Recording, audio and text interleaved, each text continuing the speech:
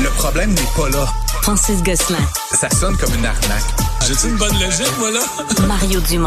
Dis pas que c'est pour faire plus d'argent. La rencontre. Gosselin-Dumont.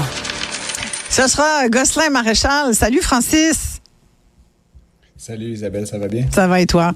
Co-animateur du balado Prends pas ça pour du cash. Là, on va parler de Post Canada parce que, à part le timbre qui augmente, il y a effectivement des pertes importantes qui ont été rendues publiques, Francis.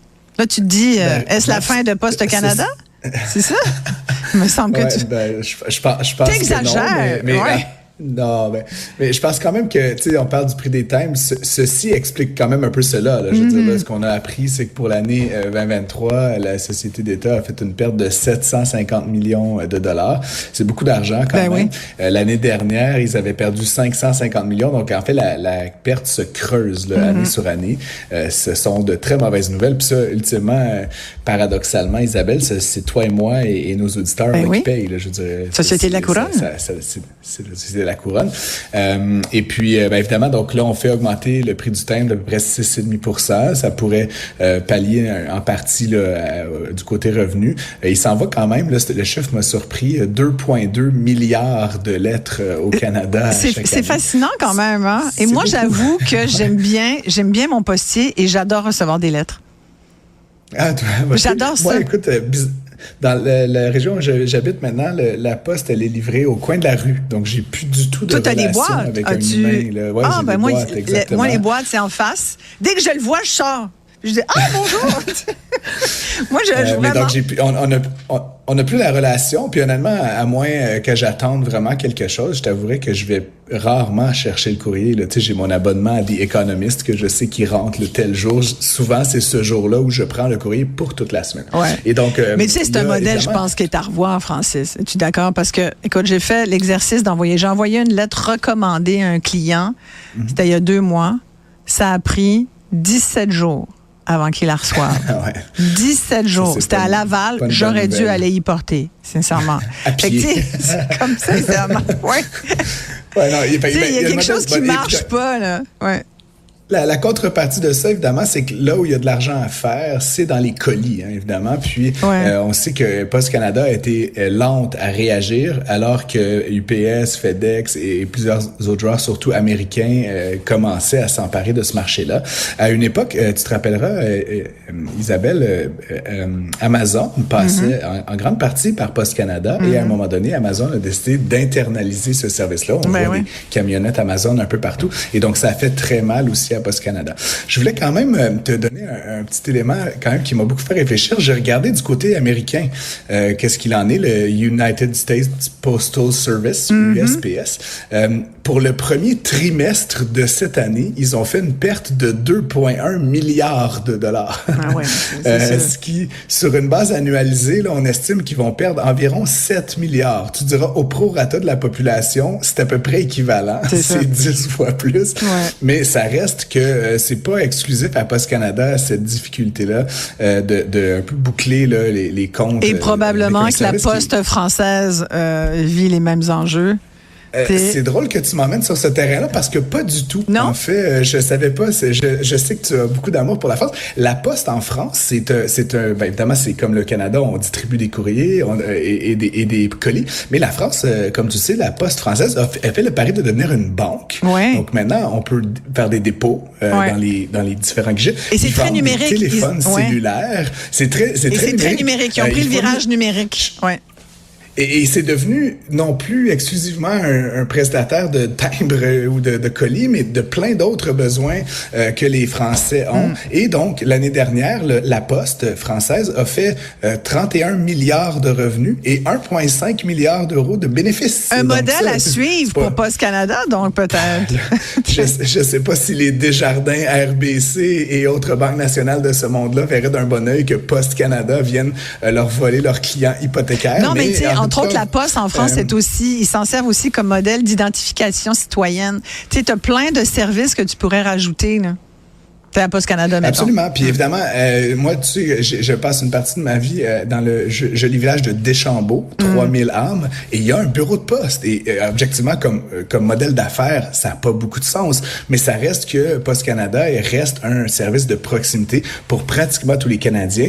Et je devine, sans avoir fait d'études très exhaustives, mais que la madame du bureau de poste de Deschambault, elle travaille pas intensément 8 heures par jour. Donc la question, c'est est-ce qu'elle pourrait vendre d'autres choses, d'autres services, remettre de l'argent en cash comme un guichet, etc. T'sais, il y aurait peut-être effectivement là quelque chose à explorer, mais le problème c'est que là, Poste Canada accumule énormément de retard. Ils ont pas changé vraiment leur modèle. C'est très syndiqué, Francis, aussi. Avant la pandémie, et c'est très syndiqué. C'est très pris dans sincèrement, là, pour en jaser longtemps.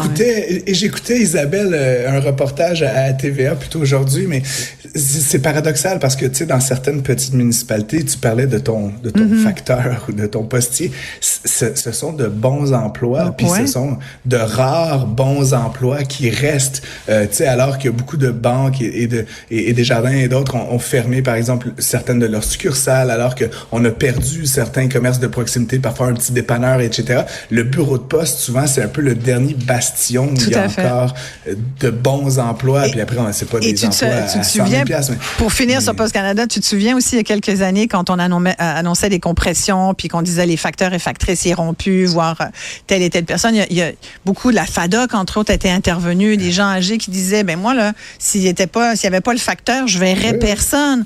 Fait qu'il y a quand même, tu sais, ils font œuvre utile, il y a quelque chose qui est dans... C'est toute la contradiction de cette organisation-là qu'on aime. Honnêtement, j'ai pas de j'ai pas de mauvais sang avec Poste Canada.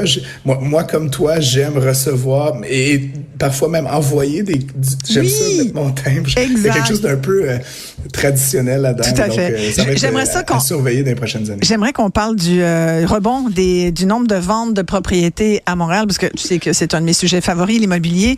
Oui. Et là, évidemment, il y a plein de gens qui se préparent éventuellement. Tu sais, j'en parlais il y a pas très longtemps. Là, la politique monétaire de la Banque du Canada a fait en sorte que c'est vraiment une pression indue sur les propriétaires. Évidemment, je te parle pas de ceux qui ont des taux variables, c'est juste l'enfer. Mais là, il est temps qu'on freine ça, que le taux directeur baisse, donner un peu d'air aux gens, et aussi parce que, bon, là, on anticipe un peu cette baisse, peut-être en juin. Probablement, Francis, je peux pas croire. Peut-être. Moi, c'est mon pari, Isabelle, là, comme tu sais peut-être, là, avec Mario d'ailleurs.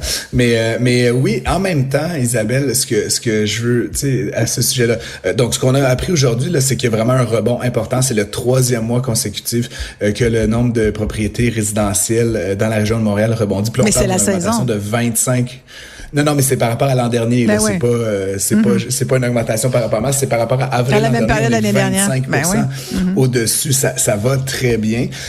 Par contre, évidemment, puis je suis totalement aligné avec toi, ce serait agréable que le taux directeur baisse, donner un peu d'oxygène aux familles, mais la contrepartie de ça, quand je vois des chiffres comme on voit aujourd'hui, c'est qu'évidemment, quand le taux baisse, beaucoup de gens se relancent sur le marché, se disent, je vais enfin acheter ma propriété, je vais déménager. Et donc, qu'est-ce que ça fait, Isabelle? Ça met une pression à la hausse sur les prix. Oui. Donc, on paye moins d'intérêts, mais ultimement, les propriétés deviennent plus chères, donc moins abordables. Et donc, c'est comme cette espèce de spirale de la mort dans laquelle on est vraiment prisonnier au Québec et dans le reste du Canada d'ailleurs. Et donc, je me réjouis que l'activité reprenne, mais ce que j'ai très hâte de voir, Isabelle, c'est les mises en chantier, c'est-à-dire de l'offre sur le marché de l'immobilier et pas juste des gens qui partent en surenchère pour acheter des maisons à n'importe quel prix. Mais là, on insiste beaucoup. Ça reste il y a beaucoup de surenchères en ce moment. Là. On avait dit que ça allait... Exact. C'est fou. Là. Ça avait un peu arrêté quand le taux a atteint le 5%. Là, les gens, il y avait même des gens qui offraient sous la valeur de marché. Mais là, ce qu'on entend effectivement sur le marché, c'est qu'on est reparti dans des offres multiples, de la surenchère. Juste un autre petit indicateur qui est intéressant, le prix des maisons unifamiliales, qui est quand même un élément d'observation, a augmenté de 7% par rapport à l'année dernière. Oh. Et donc, il est à 575 000.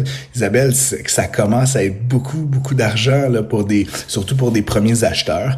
Puis 7% d'augmentation, ben éventuellement, ça fait qu'il y a des gens qui se qualifieront tout simplement pas. Ça veut dire que la mise de fonds doit être plus importante.